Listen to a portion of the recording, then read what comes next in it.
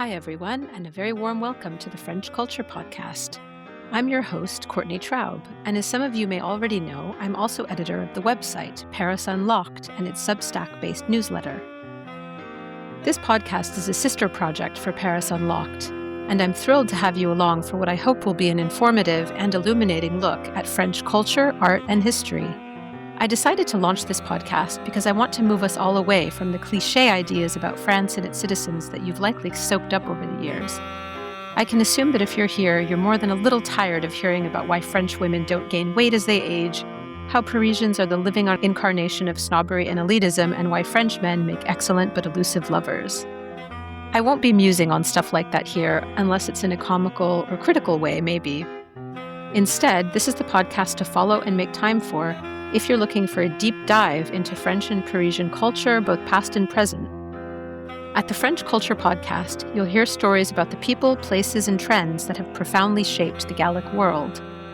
Whether I'm delving into the lives and legacies of great French artists, filmmakers, musicians, and writers, or pondering the weirdly disputed and myth-ridden history of the French croissant, or offering insights and interviews on recent cultural trends in France and the French-speaking world, I'll always aim to dig a little further than you might expect.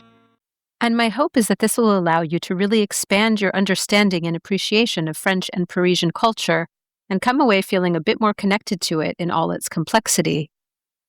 I do have a couple of caveats before we dive in. First of all, this podcast is, at its heart, a carefully researched work of nonfiction. While I'll always aim for it to be accurate and factual, I'll also be exploring myths, fun apocryphal tales, and juicy cultural memes. After all, culture and history are also very much about the stories that are told about them, and these narratives are equally fascinating, at least in my book. And secondly, the episodes you'll hopefully tune into in Season 1 won't be straight-up linear biographies of the great French icons profiled in them. I didn't think anyone needed or wanted narrated versions of Wikipedia entries. What you can expect instead are impressionistic, anecdote-heavy profiles that draw on a variety of sources and hopefully offer you some new insight into people we probably know and understand less than we think we do. Now, here's a sneak peek at what's coming up in Season 1, which will consist of 8 episodes dropped in 2 parts over the course of the next year. In our debut season, 20th Century French Icons and Artists, Part 1, we'll be taking a look at some of the great writers, musicians, and artists who made an outsized mark on French and Parisian culture last century. Most, but not all of the action takes place in Paris, from the left bank cafes and studios where art, literature, and philosophy formed through conversations, arguments, and rivalries, to the right bank theaters and cabarets where performers like Edith Piaf and Josephine Baker first left audiences dumbstruck, to the Montparnasse district, where Matisse lived for a time and produced some of his most well-known paintings. This is the capital where so many of the French icons that continue to capture our imagination and culture studied, loved, made art, argued with each other both bitterly and enthusiastically, and came into their particular forms of genius. But we'll also roam to places such as the south of France and French-colonized Algeria, as we explore the lives and legacies of artists, writers, philosophers, and performers who helped transform the periods in which they lived, or even helped to define them. We start the season with an impressionistic look at the painter Henri Matisse and his radical new experiments with color and form. He helped to reinvent color so radically that it allegedly prompted physical attacks on his canvases. While this is probably just yet another tall tale, reactions to his work were generally full of horror and condemnation. In fact, the French term fauviste, which was attributed to his work, is a term that refers to something wild and beastly, and it wasn't meant as a compliment. Of course, that wouldn't keep Matisse from helping to bring French and European painting firmly into the 20th century, and even today his work tends to strike us as uncannily modern. Well, except perhaps his rather colonialist interpretations of cultures and people in North Africa, Tahiti, and elsewhere. These can feel a bit cringe, for lack of a better word. As we'll learn, Matisse's artistic discoveries were fueled by bouts of serious illness and lifelong hypochondria, and his grim experiences living through 2 world wars only cemented his sense that life was to be celebrated and affirmed. We'll explore Matisse's relationships with the likes of Pablo Picasso, the Stein family, the symbolist painter Gustave Moreau, and Matisse's daughter Marguerite, one of his most devoted models and a French resistance fighter.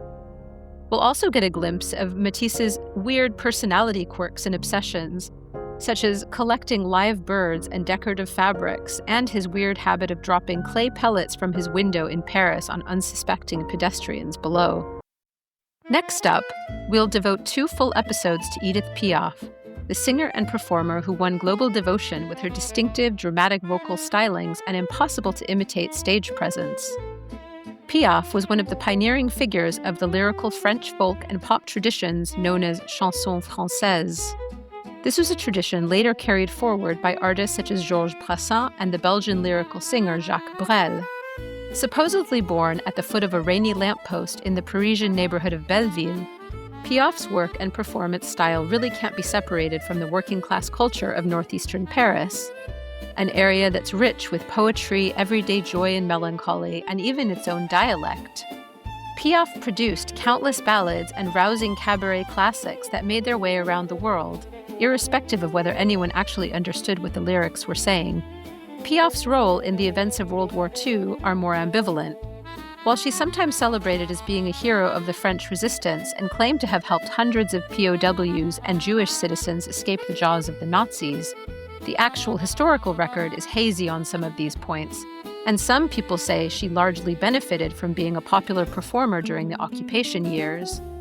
We may never know what the messy truth actually was, and that may be one reason why her life in wartime France gets completely ignored in biopics like La Vie en Rose, as The Guardian critic Peter Bradshaw astutely noted in his review of the 2007 film. As Piaf's fame grew, she drifted deeper into a crippling drug and alcohol addiction, and her health problems started piling up by her early 40s. But in her short lifetime, she amassed a body of work that has continued to resonate with audiences around the world, and musicians from Charles Aznavour to Jeff Buckley and even Lady Gaga have claimed her as an essential influence. Sadly, because of stringent copyright laws around both recorded music and lyrics, I won't be able to play any clips of Piaf's music in these episodes, and I can't even quote from the French version of the lyrics without falling afoul of the rules.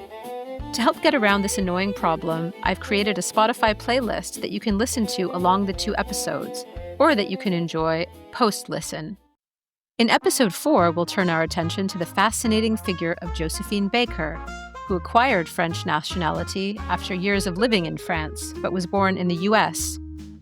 The Franco-American dancer and performer also served as a World War II resistance figure and spy, a civil rights activist, and a writer of a weird and amusing autobiography that was recently published in full. When most people think of Baker, they imagine her dancing in a banana skirt in some glamorous Paris venue at the height of the Jazz Age. While this image certainly isn't wrong, it tends to reduce the remarkable complex woman behind it to a problematic caricature. A native of St. Louis, Missouri, who lived most of her life in Paris and became a French citizen in the 1930s, Josephine was not just a dancer and performer who drew thousands to see her, often quite controversial reviews around the French capital. She wasn't just a star member of the Parisian art scene of the 1920s and 1930s, centered around the brasseries and theaters of Montparnasse and the Grand Boulevard. She was also a prominent civil rights activist who spoke at the 1963 March on Washington beside Martin Luther King, and was a longtime member of the NAACP. She fought tirelessly for the rights of Black Americans, even after she had renounced her U.S. citizenship in order to become naturalized as French. She was also a key member of the French resistance movement during World War II, gathering crucial intelligence for the forces of so-called Free France led from London by the General Charles de Gaulle. Many remember her as a spy and military hero with a spine of steel, to get alliterative about it. Tracing her path from an impoverished suburb of St. Louis to the stages of the Folies Bergère Cabaret in Paris, from risking her life for the French resistance to adopting 12 children from around the globe, we'll do our best to adequately remember a woman who was as multidimensional and dedicated to human rights as she was charismatic and talented. At the same time, I want to avoid sanctifying her, as many people have. This, I think, would do a disservice to Josephine Baker. In late 2026, and after a few months' hiatus, I'll be back with 2 episodes on the writer, essayist, and philosopher Albert Camus. Here's one for the literary geeks out there. The Camus biography is so rich and complex that I literally could have devoted a whole season to it, and I in fact almost did. Instead, what I've tried to do is condense this complexity into 2 tight episodes, ones that I hope nevertheless offer a more nuanced version of the writer than the chain-smoking, nihilistic womanizer so many have come to see him as. In fact, contrary to those old myths, Camus was anything but a nihilist. You could instead say that Camus was on a desperate, or maybe even a little bit messianic, quest to create a sense of meaning for human life in what he saw as an indifferent universe. Before Camus published his world-famous novel The Stranger, or L'étranger in French, and before he won the Nobel Prize for Literature, he was a working-class kid living in a boring suburb near Algiers in an Algeria then colonized by France. An early, near-fatal brush with tuberculosis stunned Camus into a confrontation with questions of mortality and meaning, and many say it laid the groundwork for much of his later work, whether fiction, plays, or philosophical essays. In the second episode on Camus, we see the now famous writer move from wartime Algeria to Paris, where his notoriously stormy friendship with Jean-Paul Sartre and Simone de Beauvoir, among other writers and philosophers, played out in vibrant and often bitter debates, many of these conducted from the café terraces of Saint-Germain-des-Prés. These are now overpriced tourist traps that I would personally not spend too much time in, though I do understand the curiosity. Sartre and Camus would famously fall out, mostly because they feuded bitterly over communism and the necessity of revolutionary violence. Sartre thought it was necessary, and Camus didn't condone it. In general, Camus couldn't and wouldn't conform to the orthodoxies of the left. This is, at heart, a man who wouldn't oversimplify a complex world nor offer easy answers for many of its ills. From his work with a French resistance-run newspaper in Algeria to his early and later writings, Nobel Prize acceptance speech, and his tragic death in a car crash at only 46, I'll do my best to offer a vivid, if very incomplete, portrait of the writer who was, in truth, my adolescent gateway drug to both French language and literature. In episode 7, we'll rush into the 1960s to consider a musician and performer who's often been called the Bob Dylan of France, one Serge Gainsbourg. The comparison is somewhat apt. They're both mercurial and famously elusive personalities who help define, or even rewrite, the folk and rock genres in their respective countries of birth. But while Dylan has never really shied away from controversy, he seems like a wholesome, milk-fed Minnesota boy compared to Gainsbourg, who made provocation and shock value his artistic trademark. He even relished in referring to himself as a monster. And if his dabbling in unsavory themes from incest to fecal matter is any indicator, he seemed to enjoy cultivating that image of monstrosity. Gainsbourg was also, as Jean-Paul Sartre had been before him, somewhat obsessed with what he saw as his own physical ugliness. But here again, he used his self-loathing and weird looks as a kind of marketing superpower. As the Guardian critic Sylvie Simmons once wrote, "The man who looked like an elegant turtle crossbred with a particularly louche, chain-smoking wolf was also a singer, a songwriter, a cutting-edge soundtrack composer, a Eurovision Song Contest winner, novelist, photographer, actor, artist, drunk, director, screenwriter, populist, provocateur, sentimentalist, clown, lover, intellectual, and the man who single-handedly liberated French pop." Born Lucien Gainsbourg, a son of Russian Jewish immigrants, Serge started his musical career as a classical composer, but by the late 1950s he had restyled himself as a folk and pop singer, with a name that sounded less Jewish, just as Bob Dylan was born when a young Robert Zimmerman traded in his own name. Gainsbourg's songs, from the ultra-bawdy Je t'aime moi non plus to Baudelaire, his alluringly bossa nova tribute to another dark-minded French poet, are indeed among the most memorable from that period in French popular music.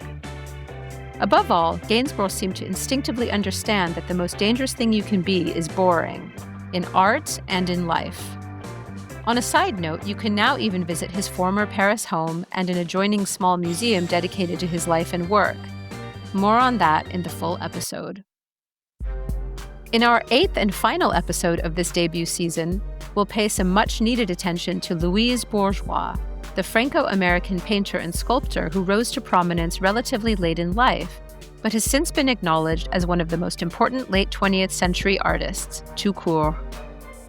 As so many women artists have been, Bourgeois's work was all but dismissed for years, and she was primarily referred to as the wife of the prominent art historian Robert Goldwater. Part of the issue, some say, was that her work didn't fit neatly into any one artistic genre or category, relegating her to the fringes of the New York and Parisian art worlds. But then one can't help but wonder if that might have been different had she been born with a Y chromosome.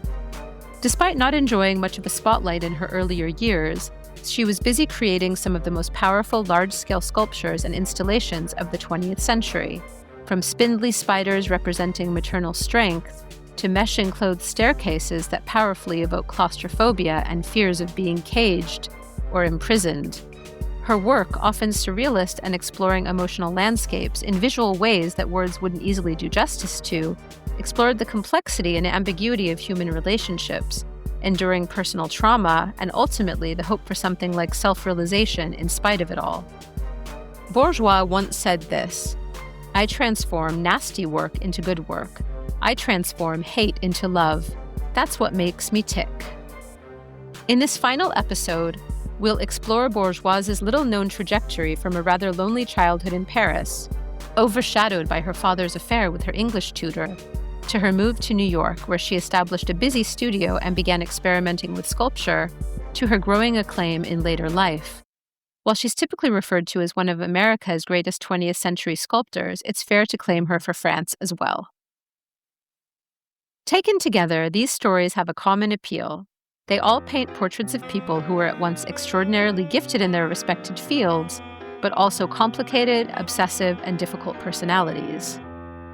By contemplating these so-called great lives, it might become easier to see how even the people we consider to be geniuses don't in fact have lives that progress in some easy linear path towards greatness. There are disappointments, heartbreaks, and yes, many failures along the way. And I think that the twists, turns, and dark periods in the lives of these icons are as interesting and worth exploring as their successes. So I hope you'll join me when I drop the first 4 episodes in June. In the meantime, please follow this podcast in your favorite podcast streaming app to make sure you get the episodes delivered straight to your queue. I'd be so grateful if you could share this episode with anyone who might be interested in following what comes next. And also, please consider subscribing to the Paris Unlocked newsletter at Substack, visiting our main website, and/or buying us a coffee to show your support for this humble project. You'll find all the relevant links in the show notes. Until then, au revoir les amis.